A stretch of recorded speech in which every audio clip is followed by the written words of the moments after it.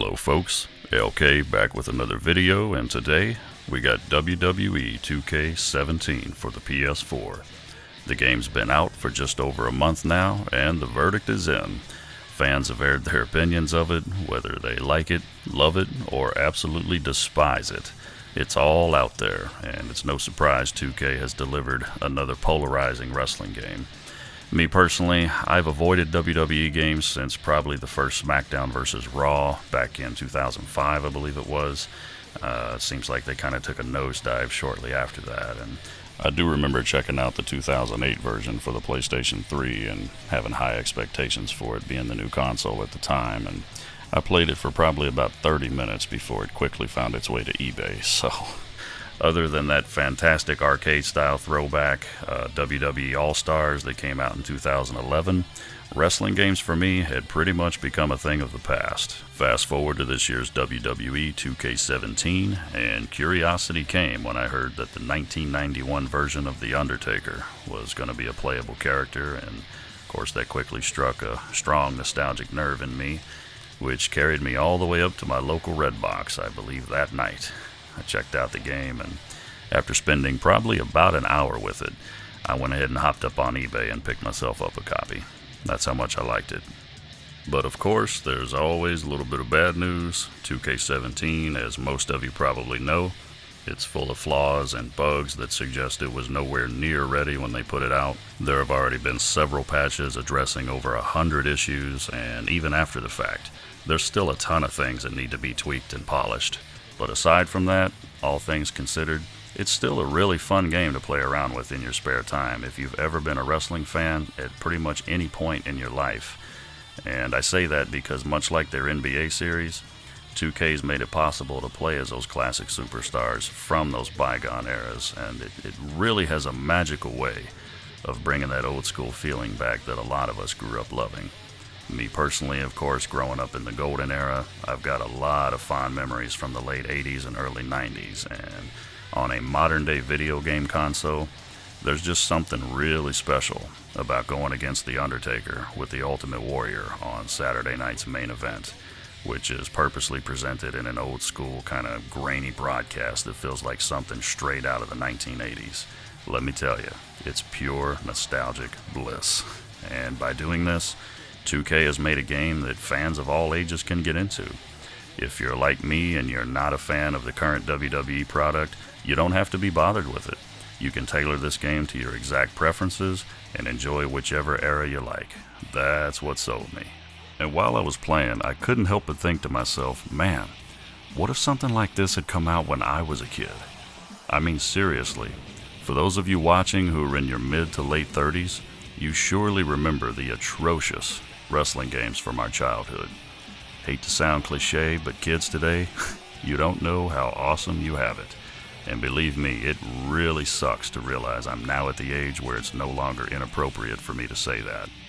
But for those that need a reminder, as well as those who are young enough to think that old school gaming is a PlayStation 2 or a Nintendo Wii, hop in the DeLorean with me. Let me take you back in time, show you exactly why you should appreciate this 2K game.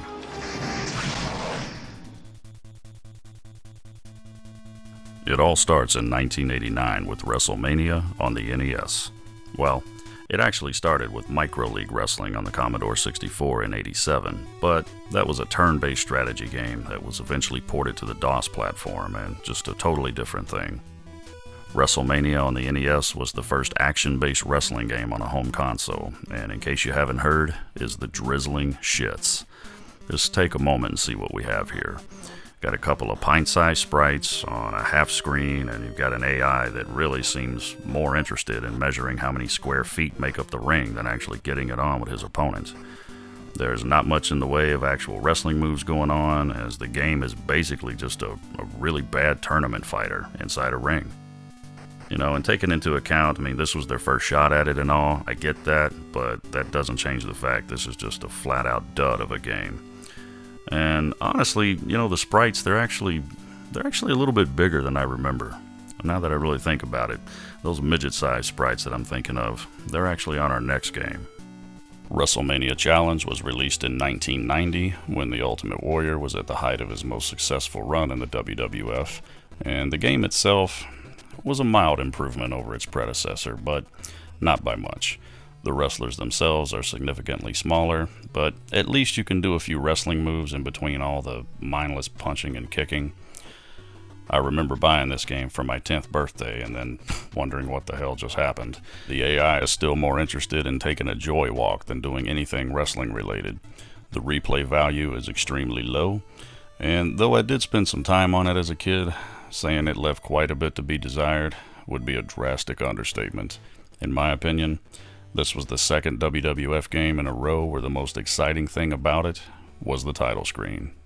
Steel Cage Challenge saw light of day in 1992, and it was basically just a really bad 8-bit port of an already bad Super Wrestlemania, which had come out on the SNES earlier that year.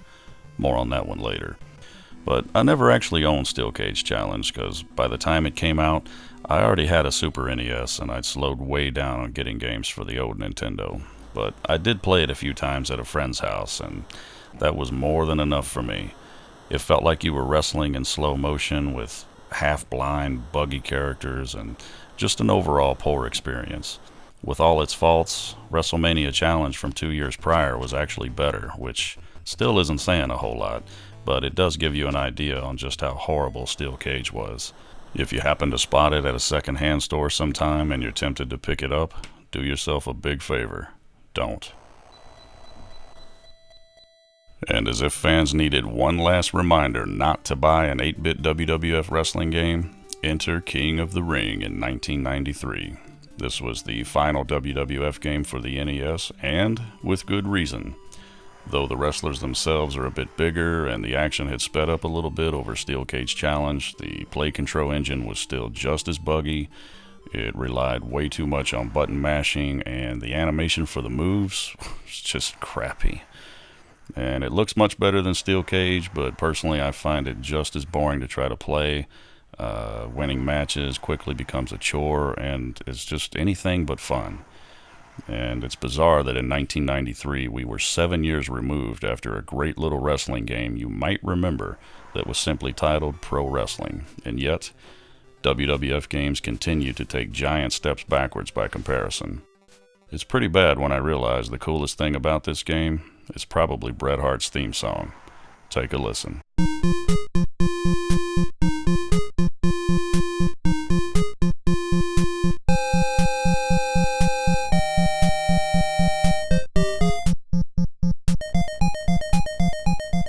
Oh yeah, King of the Ring mercifully closes out the WWF 8-bit era.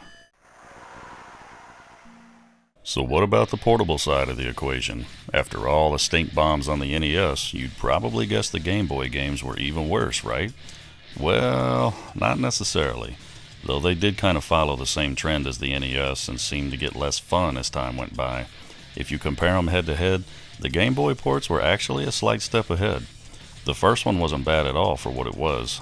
WWF Superstars came out in 1991, and despite what I've read about the developers not emulating the engines of advanced WWF games, Superstars on Game Boy is very reminiscent of its arcade counterpart, which still to this day remains one of my all-time favorite wrestling games alongside its sequel, WrestleFest. When developing the Game Boy title, I find it very hard to believe that Rare didn't take heavy inspiration from the work done by Technos Japan for the coin-op Superstars from '89. I mean, just look at them. But regardless, Superstars' first outing on Game Boy definitely had its moments, complete with pre-match promos. Who's up for a bad Ultimate Warrior impression? My warriors, stand beside me to reveal your perfection like the lie it truly is.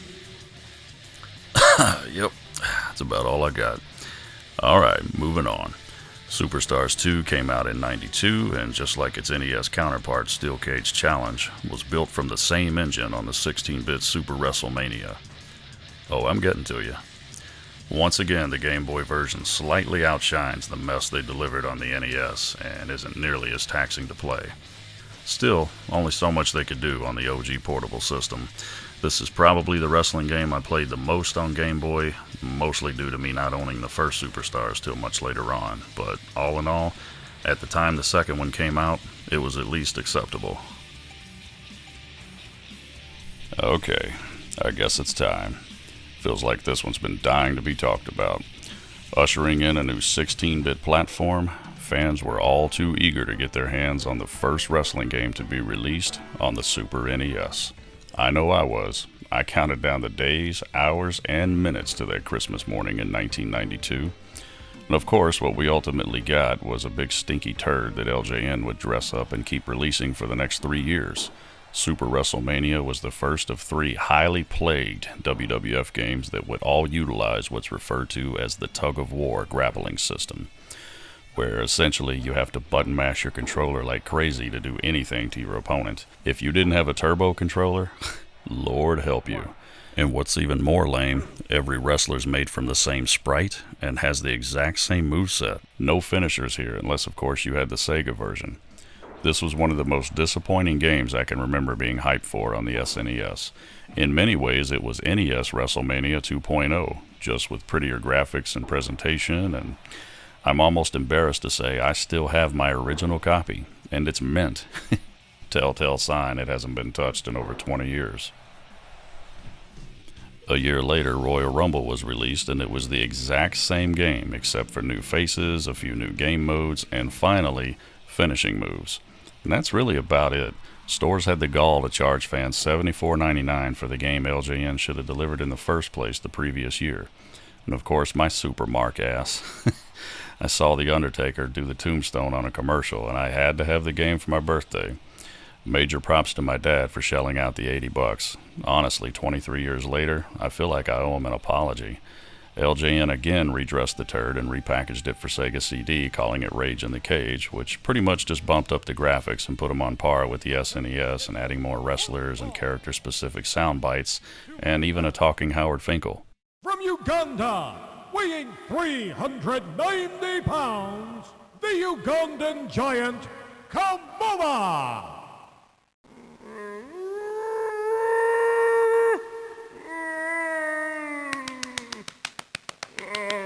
Sounds like he's whacking off. What the fuck?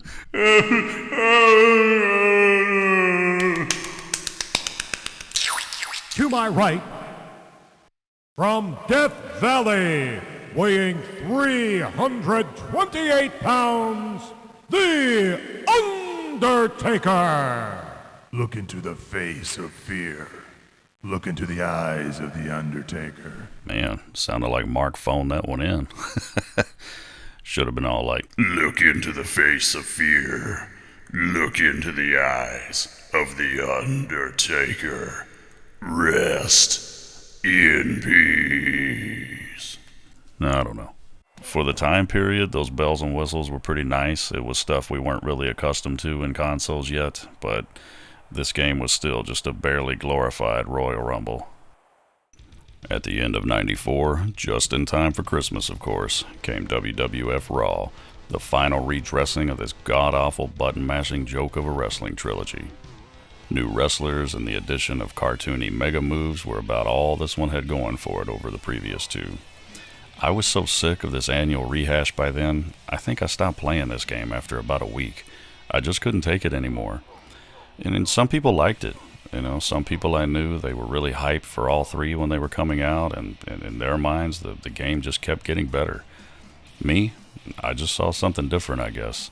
My opinion, this Super NES trilogy should have been called WWF Madden, because to me it was the same game each year with an updated roster, new options, and slightly prettier graphics. Huh. Kinda like 2K now, I guess. But you know what? I have fun with 2K. I didn't have a lot of fun with the LJN trilogy. It was just a huge example of what might have been. And just in case you had a dying need to take this mess on the road, you guessed it, WWF Raw was released for the Game Boy as well, carrying on the ridiculous button mashing requirements.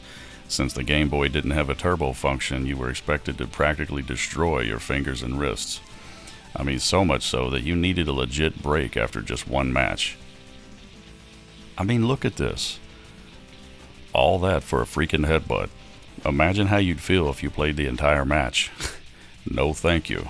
I think I'd rather sleep in my car.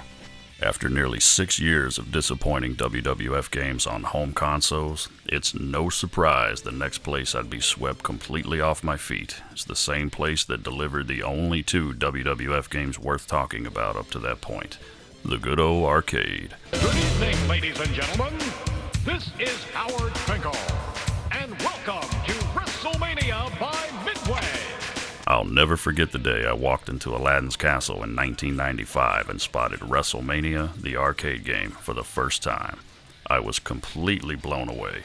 The excellent digitization of the wrestlers, the crazy moves, and hilarious sense of humor had me enticed from the get-go. And keep in mind where my eyes had been for 6 years. Going from that to this, I felt like I was watching an actual show. Developed by Midway, the makers of Mortal Kombat and NBA Jam, those guys put together an addictive game that I remember spending a ton of quarters on. And I remember hearing opinions of some wrestling purists who didn't like the game so much because it was more of a fighting game than actual wrestling. And I always used to say to those people, like we'd been used to something better? Coming from the crap we'd been dealt on home consoles, this was a huge breath of fresh air, and I personally loved every minute of it. And before we get to the inevitably bad console ports of this awesome game, for those among us who mastered it enough to beat it at the arcade, how about that feeling when you finally got to the last match, had 20 people behind you rooting you on, only to see this, and realize you were almost out of quarters? Ah, good times. And of course, Sculptured Software really blew it when porting this game out to the home consoles. The Super Nintendo version actually looked pretty good, but it was missing both Bam Bam Bigelow and Yokozuna, and flowed like molasses. I mean, there were frequent slowdowns all over the place, and once again, my SNES was duped on a WWF wrestling game. The Sega Genesis by far looked the worst, but played arguably the best, until multiple wrestlers on screen would also cause the slowdown. Haha. Blast processing indeed. And the original PlayStation might have been the definitive port had it not mysteriously lacked the background music during matches and didn't freeze up when new wrestlers are loaded into the Battle Royal. And at first, one might suspect the outdated hardware on the Super Nintendo and Sega Genesis accounted for the game losing so much during its transition to the 16-bit platform.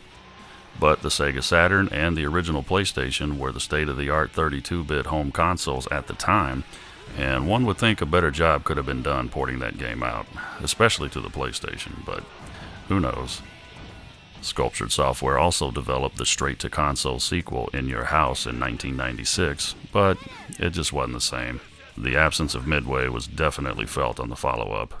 The command of the almighty power of the Ultimate Warrior! Though that right there was pretty badass. Rest in peace, Warrior. Always believe. It's 1998, and the Nintendo 64 is the heavyweight successor to the Super NES, and the arrival of a new 64-bit WWF game was inevitable. Warzone launched in June of '98, and not gonna lie, I freaking hated it. I'm seriously surprised by all the favorable reviews that are still out there for this thing. I found it to be extremely generic, clunky, and absolutely hated the play control engine and all its series of presses required to execute moves. Instead of just straight button mashing like the Super Nintendo LJN trilogy, you had to memorize certain directional movements on the D-pad and their corresponding buttons for each character to be able to perform different moves from their repertoire. This made the game seem outdated from the moment it was released, and on top of that, it looked like an early prototype or an unfinished demo or something. Again, I'm really stunned to see how well it was rated, and a lot of the love I'm reading in reviews, both old and new. But in all fairness, being a huge WWF fan, I still might have gotten some enjoyment out of it if I hadn't already been playing WCW vs. NWO World Tour for 8 months, even though Warzone played like a bad arcade game and looked downright silly by comparison. I'm sure I would have given it more of a chance had I not been spoiled rotten by AKI's revolutionary grappling system. World Tour quite possibly might have been the greatest wrestling game I had ever played up to that point, and Warzone, developed by a team of just 10 people at Iguana West, just wasn't going to cut it. It was even one of those rare instances where I'd lent the game to someone years ago, and up until recently, I honestly wasn't sure if I ever got it back, and didn't care. Its sequel, WWF Attitude, was released a year later and, thank heavens, was the last WWF game to be published by Acclaim. I remember reading that in Nintendo Power right before the game came out, and I almost fell to my knees in gratitude. I was so happy for this whole era finally coming to an end after such a long list of subpar games. And that said, I really wanted to like Attitude. I gave it an honest chance, and despite career mode probably being about the best I'd seen up to then, I just couldn't get past that damn play control. It was just like Warzone, and once again, every aspect of it looked primitive next to Asmic Ace Entertainment's World Tour sequel, WCW NWO Revenge, which had been absolutely killing it for nearly 9 months prior to Attitude's release. It took everything that was great about World Tour and vastly expanded on all of it, easily making it WCW's best game ever. Oh, if only this company would make a game for the WWF.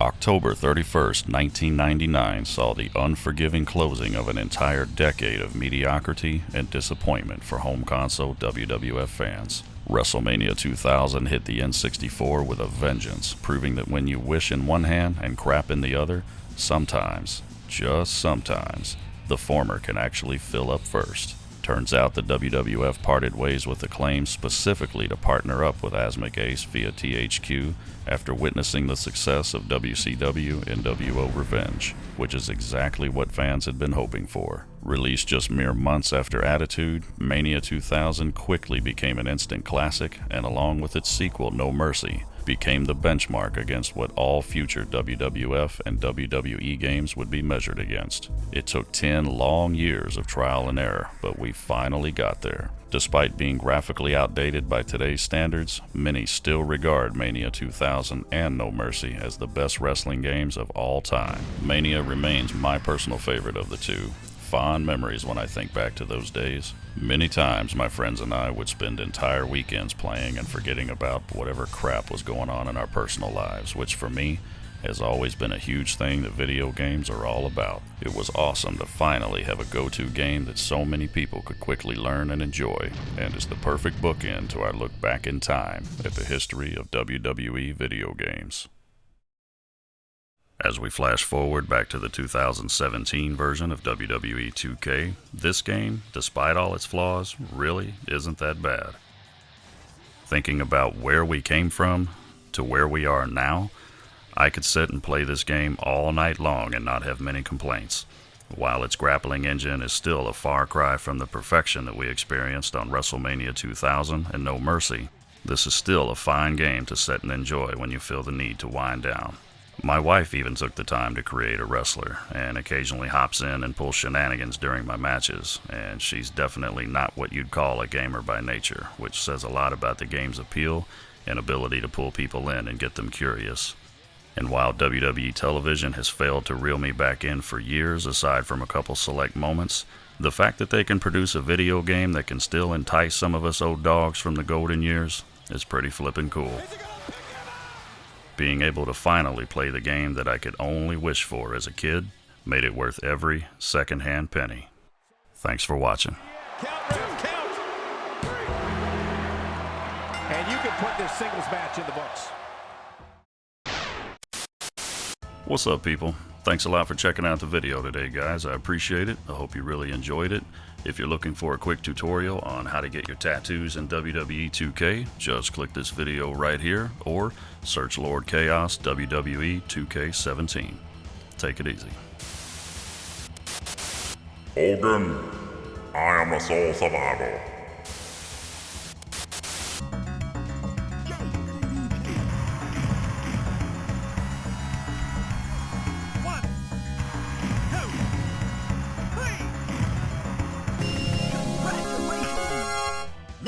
For the next match.